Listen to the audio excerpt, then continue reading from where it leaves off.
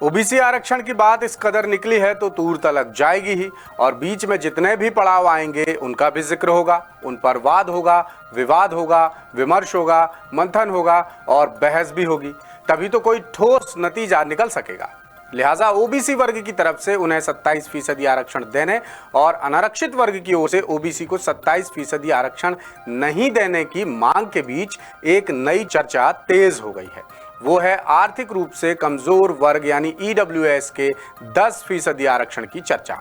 आखिर क्या है ये मसला, चलिए जानते हैं वो सब कुछ जो आपको हर हाल में जानना जरूरी है। और ये सिर्फ जुबानी जमा खर्च नहीं है, बल्कि सुप्रीम कोर्ट के आदेश, निर्देश और फैसले समेत लोकसभा और राज्यसभा में पारित विधेयक के बाद राष्ट्रपति की सहमति से बने कानून के हवाले से है। देखिए हमारी ये खास रिपोर्ट। इन स्क्रीनशॉट्स पर जरा नजर डालिए।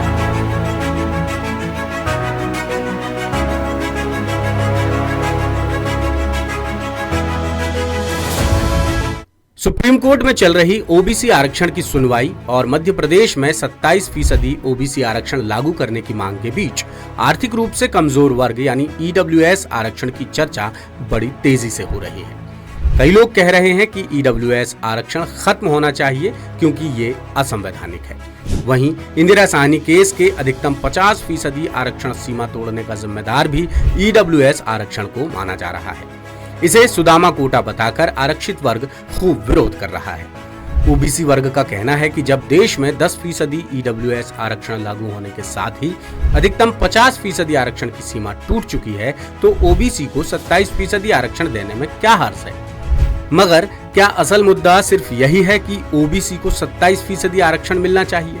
मुद्दा तो ये भी है कि आखिर ये ईडब्ल्यूएस आरक्षण है क्या, इसका संवैधानिक महत्व है भी या नहीं, ये कब लागू हुआ, किसने और क्यों लागू किया, और सबसे अहम कि क्या इससे आरक्षित वर्गों यानी एसटी, एससी और ओबीसी का कोई नुकसान हो रहा है। तो चलिए हमारी आज की खास रिपोर्ट में सिर्फ इसी मुद्दे पर तमाम तथ्यों, तर्कों और कानूनी सबूतों के साथ चर्चा करते हैं। सबसे पहले बात करते हैं आंकड़ों पर केंद्रित उस दलील की जिसे आधार बनाकर ईडब्ल्यूएस आरक्षण का विरोध किया जा रहा है। मध्य प्रदेश में सभी तरह के आरक्षण का मौजूदा गणित कुछ इस तरह है। फिलहाल सूबे में अनुसूचित जाति यानी एसटी वर्ग को 20%, अनुसूचित जनजाति यानी एससी वर्ग को 16%, अन्य पिछड़ा वर्ग यानी ओबीसी को 14% और आर्थिक रूप से कमजोर वर्ग यानी ईडब्ल्यूएस को 10% आरक्षण मिल रहा है। यानी कुल आरक्षण हो गया 60%। अब आरक्षित वर्ग का कहना है कि इंदिरा साहनी केस में अधिकतम 50% आरक्षण की लिमिट तय की गई है, लेकिन मध्य प्रदेश में कुल आरक्षण हो रहा है 60%, यानी इंदिरा साहनी केस का उल्लंघन हो रहा है। लेकिन क्या ये दलील सही है? इस सवाल का जवाब ईडब्ल्यूएस आरक्षण लागू होने से लेकर सुप्रीम कोर्ट में याचिका दायर होने और कोर्ट के अंतिम फैसले के हवाले से जानते हैं। दरअसल ईडब्ल्यूएस आरक्षण 2019 में 103वें संविधान संशोधन अधिनियम के जरिए लागू किया गया। संविधान में अनुच्छेद 15(6) और अनुच्छेद 16(6) जोड़कर आर्थिक रूप से कमजोर वर्ग न कि अनारक्षित को शिक्षण संस्थानों और सरकारी नौकरियों में 10% आरक्षण की व्यवस्था की गई। ये पहला मौका था जब देश में जातिगत नहीं बल्कि सिर्फ आर्थिक आधार पर आरक्षण को संवैधानिक दर्जा मिला था। कब और किसने लागू किया? 8 जनवरी 2019 को मोदी सरकार के सामाजिक न्याय मंत्री थावर चंद गहलोत ने संसद में विधेयक पेश किया। उसी दिन यानी 8 जनवरी को ही लोकसभा और अगले दिन यानी 9 जनवरी को राज्यसभा में विधेयक भारी बहुमत से पारित हो गया। फिर 12 जनवरी 2019 को राष्ट्रपति ने विधेयक पर हस्ताक्षर किए और ये कानून बन गया। क्यों लागू किया गया? तो इसके पीछे तर्क दिया गया कि अब तक आरक्षण केवल सामाजिक और शैक्षणिक पिछड़ेपन के आधार पर था। एसटी, एससी, ओबीसी वर्ग को इसी आधार पर आरक्षण मिल रहा है, लेकिन सामान्य यानी जनरल कैटेगरी ना कि अनारक्षित वर्ग में भी ऐसे परिवार हैं जो गरीबी और आर्थिक कमजोरी से जूझ रहे हैं। इसलिए आर्थिक न्याय की दृष्टि से ईडब्ल्यूएस आरक्षण लाया गया। यानी ईडब्ल्यूएस आरक्षण जातिगत नहीं बल्कि आर्थिक आधार पर दिया जाता है और इसीलिए इसे अपवाद भी माना गया है। अब आते हैं ईडब्ल्यूएस आरक्षण से जुड़े कानूनी विवादों और सुप्रीम कोर्ट के अहम फैसले पर। ईडब्ल्यूएस आरक्षण लागू होने के बाद सुप्रीम कोर्ट में कई याचिकाएं दाखिल हुई कि अधिकतम 50% आरक्षण की सीमा का उल्लंघन हुआ है, लेकिन 7 नवंबर 2022 को सुप्रीम कोर्ट ने 3-2 के बहुमत से ईडब्ल्यूएस आरक्षण को संवैधानिक रूप से वैध ठहराया। कोर्ट ने कहा कि यह आरक्षण संविधान की मूल संरचना का किसी भी सूरत में उल्लंघन नहीं करता। ये केस जनहित अभियान versus union of India WPC 55/2019 case के नाम से जाना जाता है।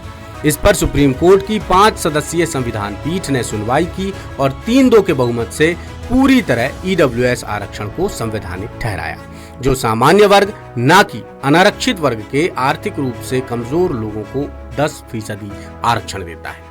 इसके खिलाफ यानी अल्पमत में सीजेआई यूयू ललित और जस्टिस रवीन्द्र भट्ट ने कहा कि सिर्फ आर्थिक आधार पर आरक्षण संविधान के मौलिक ढांचे का उल्लंघन करता है।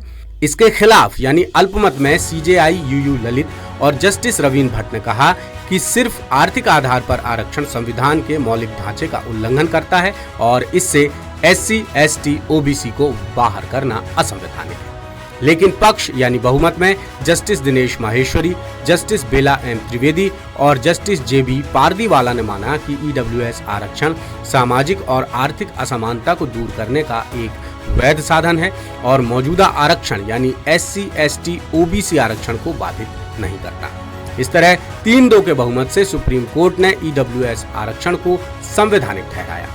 सुप्रीम कोर्ट का ऐतिहासिक फैसला आने के बाद कई पुनर्विचार याचिकाएं दायर की गईं, लेकिन मई 2023 में कोर्ट ने तमाम याचिकाओं को खारिज कर दिया, जिसके बाद फैसला कायम रहा और अभी भी बरकरार है।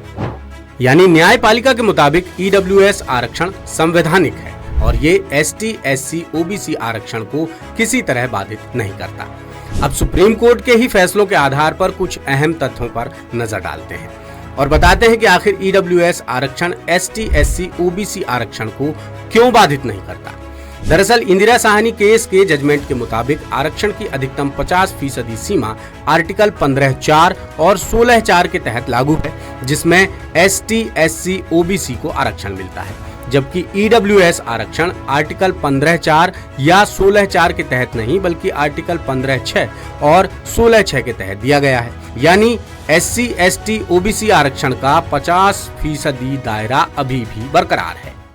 लेटेस्ट, इन्वेस्टिगेटिव और इन डेप्थ खबरें देखने के लिए ज्वाइन कीजिए द सूत्र का व्हाट्सएप चैनल, सब्सक्राइब कीजिए यूट्यूब चैनल, लाइक कीजिए फेसबुक पेज और पढ़ते रहिए वेबसाइट www.dasudr.com।